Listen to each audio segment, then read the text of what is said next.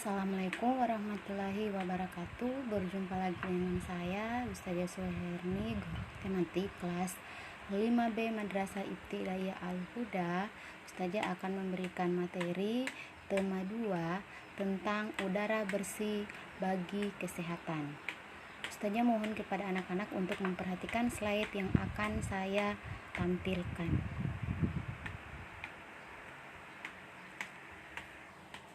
Seperti yang saya katakan tadi, udara bersih bagi kesehatan untuk tema 2. Materi pertama adalah pernapasan pada hewan.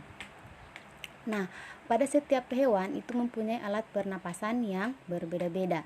Contoh, pada pernapasan cacing tanah atau biasa disebut dengan vermes. Perhatikan gambar, anak-anak perhatikan gambar. Ini adalah gambar cacing tanah atau biasa disebut dengan vermes. Cacing tidak mempunyai alat pernapasan khusus. Cacing bernapas melalui permukaan kulit.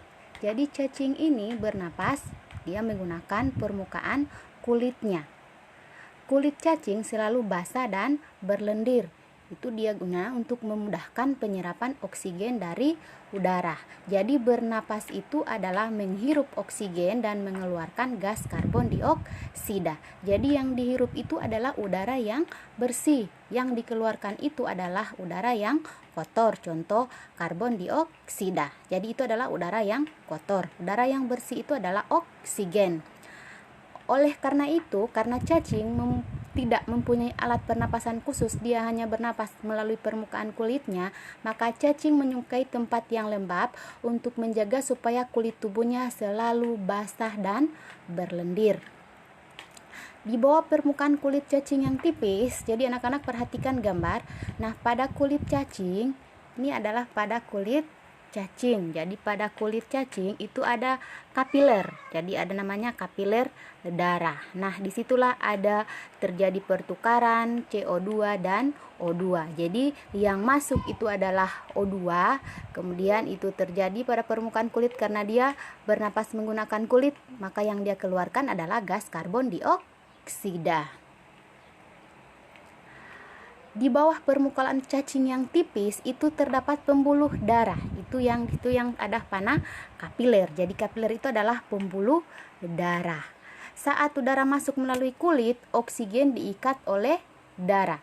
Nah, pada darah cacing terkandung hemoglobin sehingga mampu mengikat oksigen. Jadi yang mengikat oksigen itu adalah hemoglobin yang ada pada pembuluh darah. Oksigen yang diikat oleh hemoglobin lalu diedarkan ke seluruh tubuh. Jadi setelah hemoglobin mengikat oksigen, maka oksigen itu akan diedarkan ke seluruh tubuh. Nah, zat sisa pembakaran berupa karbon dioksida uap air itu dikeluarkan juga melalui permukaan kulit. Jadi udara dia tetap akan masuk lewat kulit, permukaan kulitnya.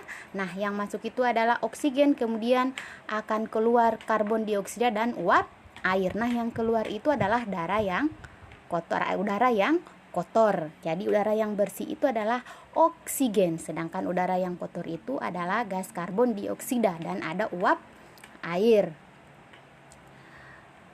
Contoh yang kedua, pernapasan pada serangga. Jadi pada serangga ini misalnya ada kupu-kupu, ada capung. Nah, seperti hewan lain, serangga juga bernapas dengan menghisap oksigen. Nah, namanya bernapas itu adalah menghirup oksigen dan melepaskan karbon dioksida. Jadi setiap hewan yang bernapas dia akan menghisap atau menghirup oksigen dan melepaskan karbon dioksida. Jadi seperti saya jelaskan pertama, bernapas adalah proses menghirup dan menghembuskan udara. Jadi yang dia hirup adalah udara bersih berupa oksigen dan udara yang dikeluarkan adalah gas karbon dioksida dan uap air. Nah, pada cacing tadi dia menggunakan seluruh permukaan kulitnya. Nah, pada serangga, alat pernapasan serangga berbeda dengan cacing. Alat pernapasan serangga itu dia trakea. Jadi perhatikan pada gambar itu adalah spirakel. Spirakel Ada spirakel di situ, ada spirakel toraks, ada namanya spirakel abdomen. Jadi ada spirakel toraks bagian atas, kemudian ada spirakel abdomen, itu adalah bagian bawah.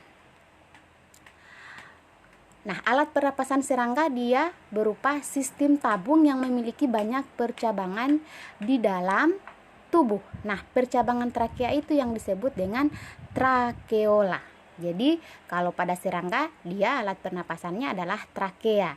Nah, trakea mengedarkan oksigen langsung ke semua sel tubuh dan organ serta menyerap karbon dioksida dari sel tubuh untuk dibuang. Jadi yang dia buang lagi adalah gas karbon dioksida. Yang dibutuhkan, yang disalurkan ke seluruh tubuh adalah gas oksigen. Nah, udara memasuki trakea melalui pori-pori kecil di permukaan tubuh serangga. Itu yang saya katakan tadi, ini namanya adalah spirakel. Jadi itu adalah spirakel. Jadi kalau pernah lihat misalnya jenis serangga ada capung, nah itu adalah ada spirakel. Jadi ada spirakel toraks, spirakel yang bagian depannya, ada spirakel abdomen, itu adalah bagian atas, kemudian ada yang bagian bawah.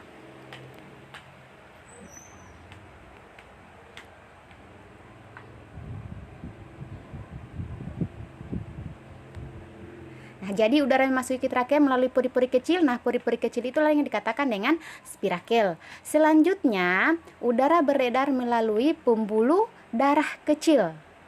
Nah, sel-sel tubuh mengambil oksigen langsung ke pembuluh udara kecil itu. Nah, karbon dioksida dari sel akan mengalir ke trakeola lalu dibuang melalui lubang lagi spirakel.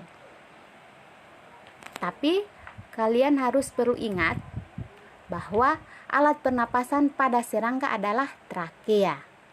Nah, namanya pada trakea itu ada namanya pori-pori kecil, itu adalah merupakan, jadi dia merupakan itu adalah lubang atau tempat keluarnya udara. Baik kalau keluar itu adalah gas karbon dioksida, kemudian yang masuk itu adalah gas oksigen. Nah, berbeda dengan pada cacing tadi. Kalau pada cacing itu dia permukaan kulit. Nah, baiklah anak-anak, saya lanjut contoh yang ketiga, itu adalah alat dan sistem pernapasan pada ikan atau biasa disebut dengan Pisces. Semua makhluk hidup termasuk ikan memerlukan oksigen supaya tetap hidup. Jadi tujuannya bernapas itu adalah supaya kita tetap hidup. Lagi-lagi saya katakan bahwa bernapas adalah menghirup oksigen dan mengeluarkan gas karbon dioksida.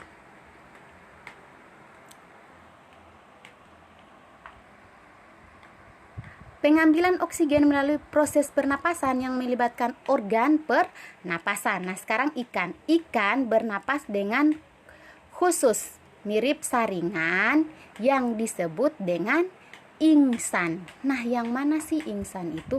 Perhatikan, ini adalah gambar ikan. Ini adalah namanya anatomi insang. Jadi ini gambar ingsan. Jadi kalau pernah setelah kalian lihat ikan, perhatikan yang mana sih dikatakan ingsan. Inilah ingsan. Jadi kalian tidak bingung lagi yang mana itu insang. Jadi pada ikan dia bernapas menggunakan ingsan. Oke. Ikan bernapas dengan organ khusus mirip saringan tadi yang disebut dengan insang. Insang berbentuk lembaran tipis berwarna merah muda dan selalu lembab seperti yang saya kasih lihat di gambar. Ini adalah gambar ikan, kemudian ada anatomi ingsannya atau ada gambar ingsannya. Baiklah anak-anak, lanjut. Ingsan terdapat tepat di belakang rongga mulut. Di belakang rongga mulut. Jadi perhatikan mulut ikan. Jadi ingsan itu ada di belakang rongga mulut. Di belakang rongga mulut pada kedua sisi kepala ikan. Biasanya ingsan dilindungi oleh selaput atau rangka yang disebut dengan tutup ingsan. Jadi itu adalah tutup insang.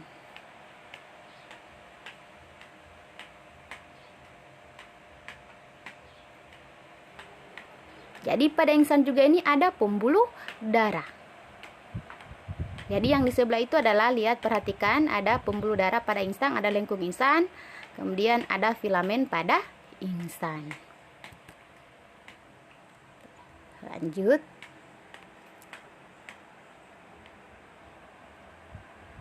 Tutup insang biasa disebut dengan operkulum. Mana itu dia operkulum?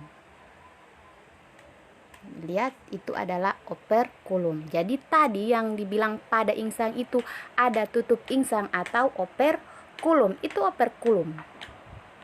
Jadi dia biasanya ketika dalam air itu terbuka tertutup, itulah tutup insang atau biasa disebut dengan operkulum. Jadi dia melindungi insang.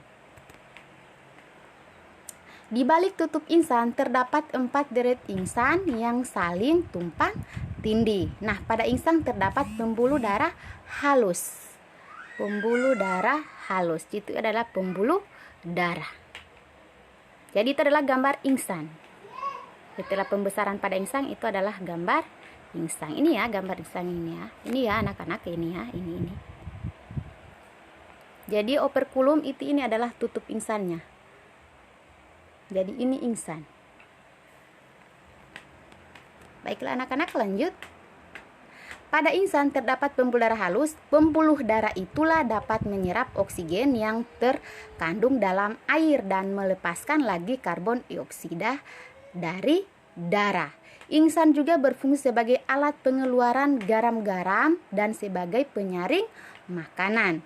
Nah, di manakah tempat tinggalnya ikan atau habitat ikan? Ikan itu hidupnya dia di air. Ada yang di air tawar, ada yang di air laut. Untuk memperoleh cukup oksigen, mulut ikan dan insang bekerja sama seperti pompa isap air. Pertama, tutup insang menutup. Nah, secara bersamaan mulut terbuka dan dinding mulut akan mengembang. Jadi ini dia akan membuka dan kemudian dia akan mengembang.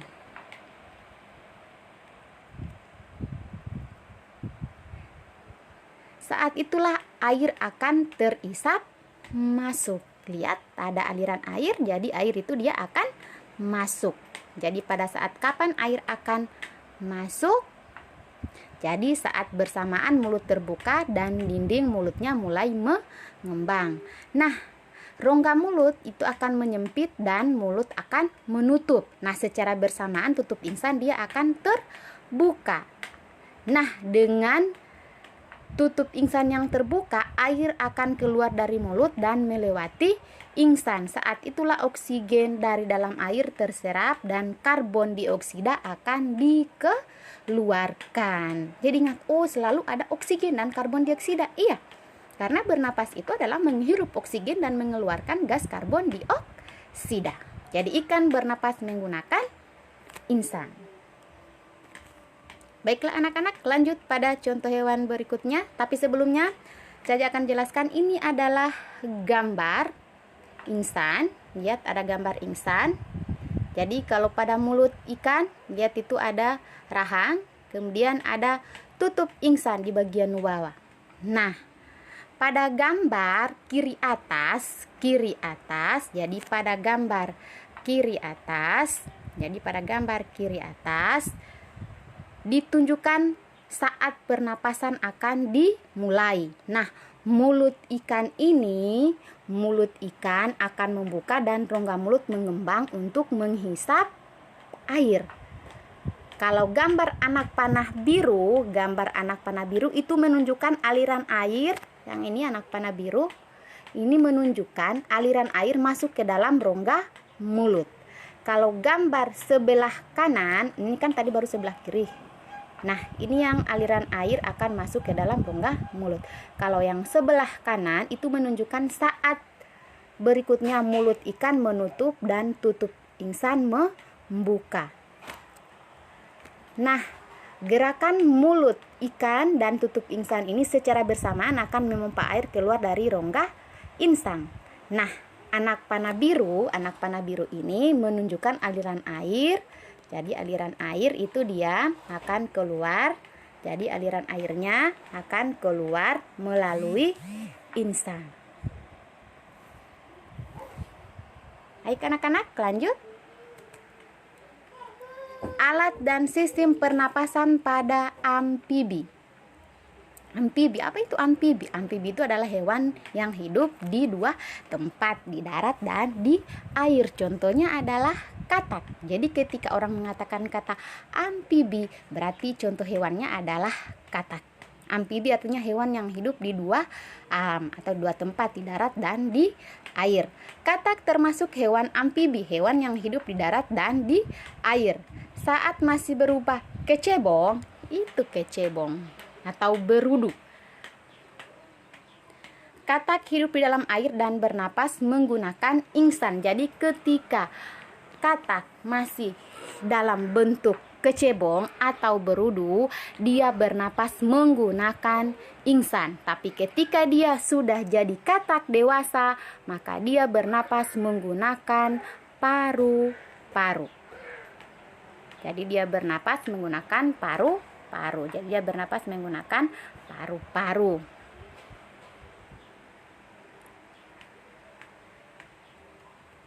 Insang kecebong terletak di luar tubuh dan terdiri atas lembaran-lembaran kulit halus mengandung kapiler darah. Jadi selalu ada kapiler darah atau pembuluh darah. Nah, setelah berumur 9 hari, kecebong bernapas menggunakan insang dalam. Nah, insang dalam ini lama-lama dia akan menyusut seiring mulai berfungsinya paru-paru. Seperti saya katakan tadi, ketika dia sudah jadi katak dewasa, maka dia bernapas menggunakan paru-paru.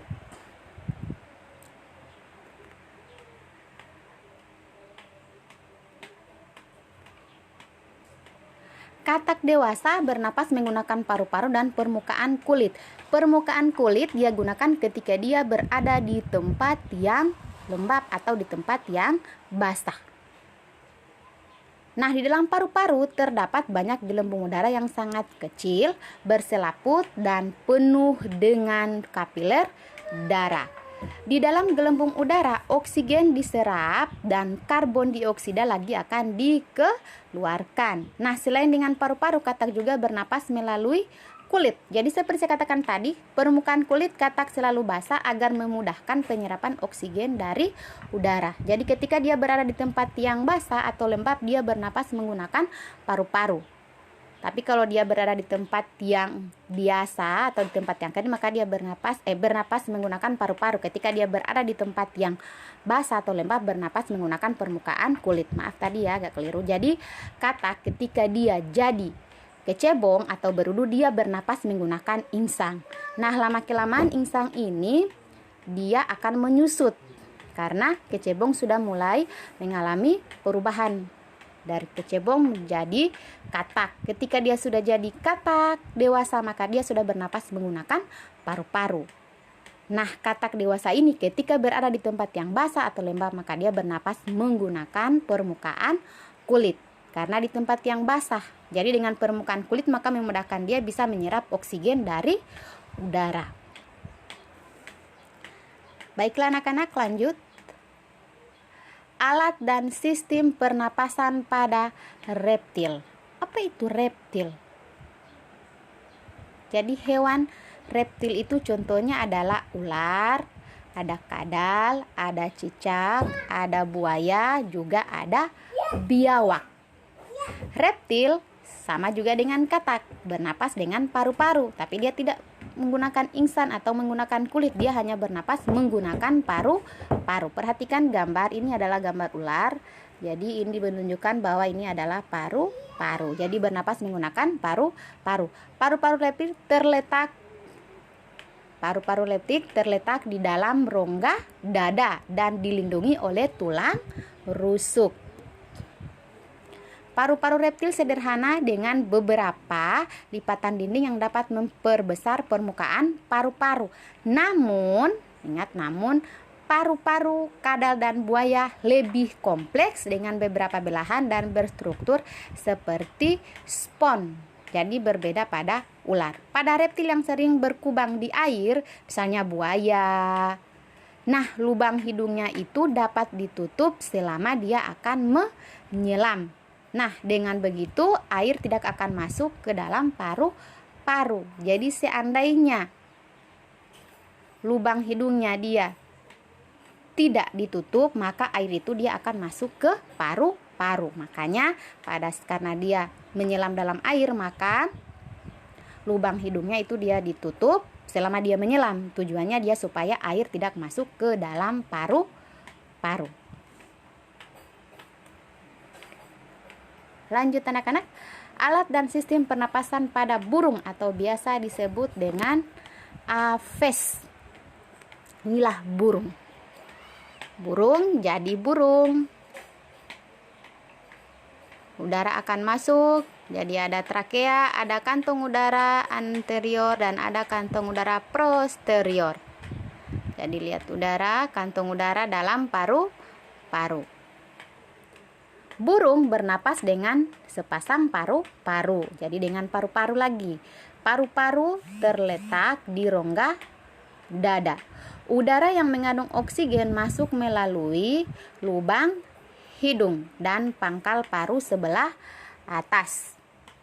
Lihat, itu adalah paru-paru pada burung. Perhatikan, itu paru-paru pada burung. Jadi masuk, udara yang mengandung oksigen akan masuk ke pangkal paru-paru sebelah atas. Selanjutnya dia akan masuk ke pembuluh trakea.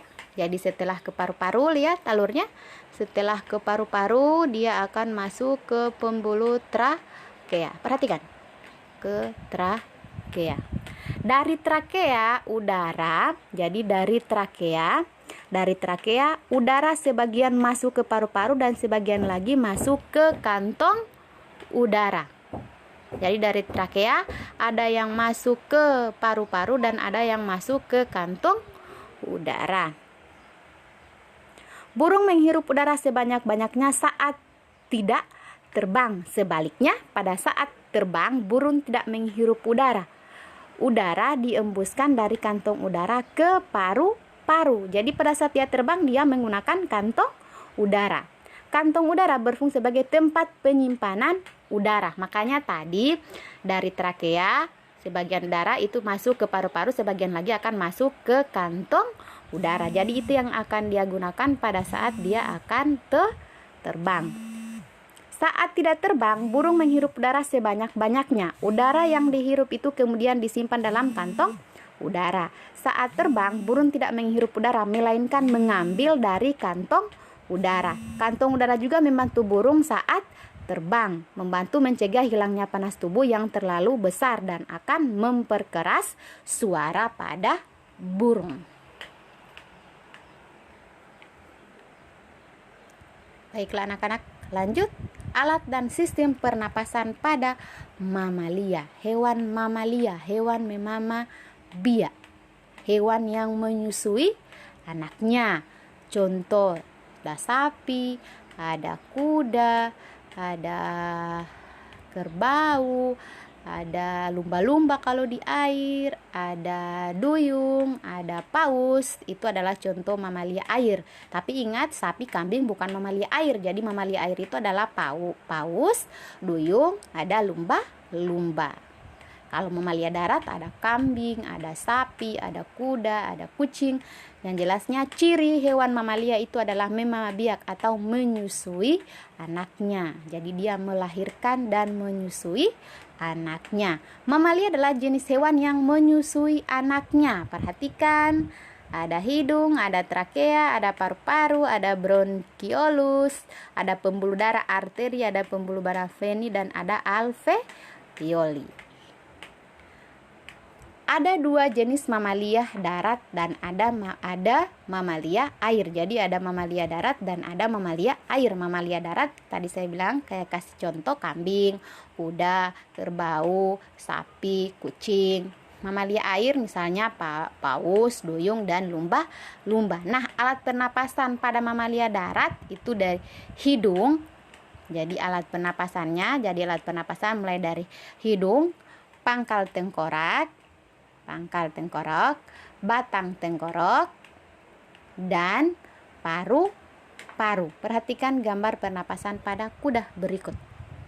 Lihat, jadi ada hidung, kemudian ada pangkal tengkorok, trakea, kemudian ada paru-paru. Pada paru-paru ada bronkiolus, kemudian pada paru-paru ada pembuluh darah, ada vena, ada arteri. Kemudian ada namanya pada paru-paru lagi ada alveoli. Jadi di alveoli inilah akan terjadi pertukaran oksigen dan karbon dioksida. Pada mamalia air, hidungnya dilengkapi dengan katup. Saat mamalia tersebut menyelam, katup akan menutup. Sebaliknya, saat mamalia tersebut akan muncul ke permukaan air, katupnya akan terbuka. Coba perhatikan lumba-lumba. Ketika dia memunculkan kepalanya di atas permukaan, maka berarti itu dia sementara bernapas atau mengambil oksigen. Jadi saat lumba-lumba menyelam, katup itu akan menutup. Tapi sebaliknya, saat dia akan muncul ke permukaan air, katupnya akan terbuka. Saat itu mamalia tersebut akan menghirup oksigen serta mengeluarkan karbon dioksida dan uap air. Jadi dia sering memunculkan kepalanya di atas permukaan, berarti mamalia air tersebut adalah lagi sementara bernapas, yaitu mengambil oksigen dan mengeluarkan karbon dioksida.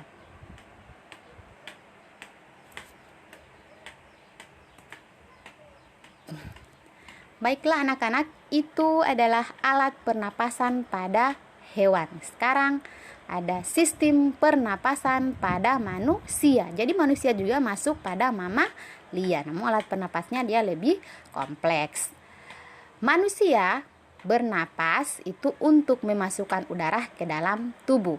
Udara yang mengandung oksigen. Nah, oksigen itu gunanya untuk apa? Itu adalah untuk mendapatkan energi.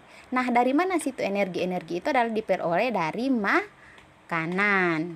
Nah, energi menggerakkan semua proses kehidupan yang sangat penting bagi tubuh kita. Makanya organ pernapasan manusia itu, organ pernapasan manusia itu ada hidung, ada faring, ada laring, ada trakea, ada bronkus, ada bronkiolus, dan ada paru-paru atau ada alveolus. Tapi ingat, alat pernapasan pada manusia adalah paru-paru. Hanya organ-organ pernapasannya itu ada hidung, faring, laring, trakea, bronkus, bronkiolus, paru-paru atau alveolus. Nah, di alveolus inilah terjadi pertukaran oksigen dan karbon dioksida. Perhatikan gambar. Jadi gambar A itu adalah hidung, gambar B itu adalah faring, gambar C itu adalah laring, gambar D itu adalah trakea, gambar E itu adalah bronkus, gambar F itu adalah paru-paru, dan gambar G itu adalah diafragma.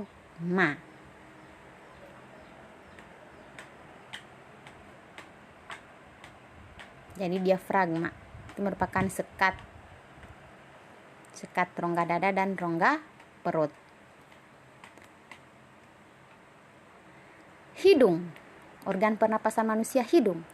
Udara pertama akan masuk lewat hidung. Jadi udara masuk lewat lubang hidung, masuk ke dalam rongga hidung. Nah, di dalam rongga hidung ada namanya rambut-rambut pendek atau yang tebal. Itu gunanya untuk apa? Untuk menyaring udara yang masuk. Jadi akan menyaring udara atau menangkap udara yang masuk. Udara yang mana yang dikatakan dia saring itu adalah udara yang kotor. Jadi udara yang kotor akan disaring oleh rambut-rambut pendek atau tebal yang ada di dalam rongga hidung. Selain disaring, udara yang masuk juga akan dilembabkan oleh selaput hidung. Jadi pada hidung juga ada namanya selaput hidung. Faring. Lihat mana faring? Lihat, perhatikan faring itu adalah yang gambar B. O itu faring. Faring gunanya dia adalah itu persimpangan antara saluran pernapasan pada bagian saluran pencernaan bagian belakang. Jadi dia persimpangan antara saluran pernapasan pada bagian depan dan saluran pencernaan pada bagian belakang. Laring atau biasa disebut dengan tekak jakun. Lihat yang gambar C. Laring, jakun. Itu terdapat di belakang faring. Nah, laring terdiri atas 9 susunan tulang rawan yang berbentuk kotak. Itu adalah laring.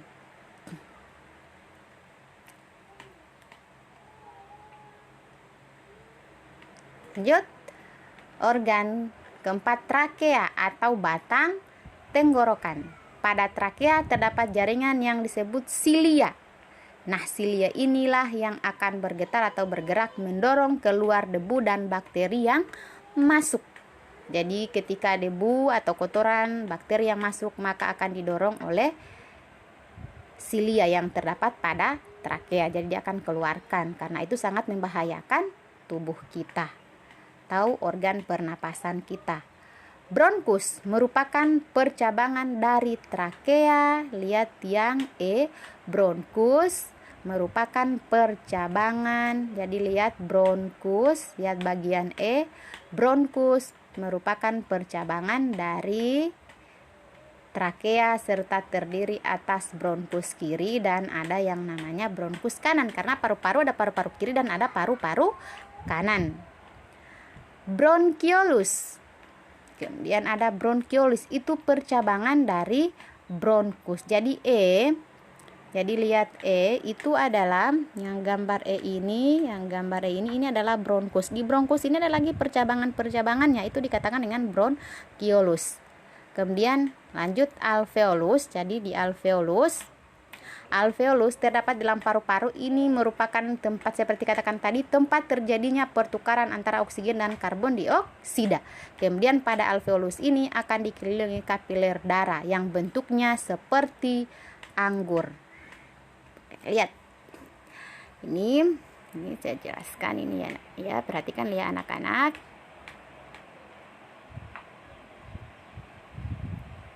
Lihat, yang B itu adalah bronkus. Jadi ada bronkus kiri, ada bronkus kanan. Jadi ada bronkus di sini, ini adalah bronkiolus, ini bronkiolus. Jadi bronkus percabangan dari bronkus namanya bronkiolus. Percabangan bronkiolus yang halus-halus ini yang bentuknya seperti anggur, ini dikatakan dengan alveolus. Di alveolus inilah terjadi pertukaran oksigen dan karbon dioksida. Selain itu di sini juga ada namanya pembuluh darah atau kapiler darah. Jadi ada pembuluh darah pada alveolus. Lihat proses pernapasan pada manusia. Udara masuk ke dalam tubuh melalui lubang hidung. Jadi udara akan masuk lewat lubang hidung. Jadi lewat hidung. Kemudian dia akan masuk ke batang tenggorokan. Jadi dia akan masuk ke batang tenggorokan. Lihat, masuk ke batang tenggorokan. Jadi batang tenggorokan itu dia masuk pada trakea. Kemudian pada batang tenggorokan ada pipa yang dari belakang hidung dan mulut lalu turun ke paru-paru. Dari batang tenggorokan udara masuk ke dalam paru-paru. Nah, di dalam paru-paru ini oksigen terserap ke dalam pembuluh darah halus. Sebaliknya, karbon dioksida dari pembuluh darah akan masuk ke dalam paru-paru dan akan dibuang saat kita menghembuskan napas. Jadi pada saat kalian menghembuskan napas berarti itu adalah mengeluarkan karbon dioksida dan uap air. Ketika kalian menghirup udara, itu adalah yang kalian hirup itu adalah oksigen.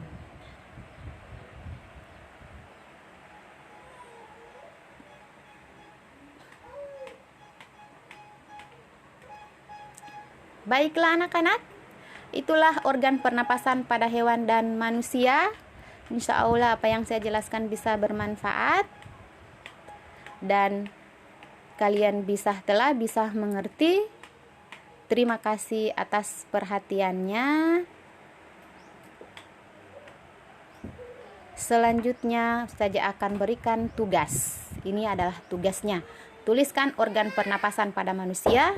Kemudian tuliskan alat pernapasan pada manusia Yang ketiga, tuliskan alat pernapasan pada hewan: cacing tanah, serangga, ikan, amfibi, reptil, burung, dan mamalia. Jadi kalau misalnya pada cacing tanah tadi apa? Oh, permukaan kulit. Misalnya serangga apa? Gitu.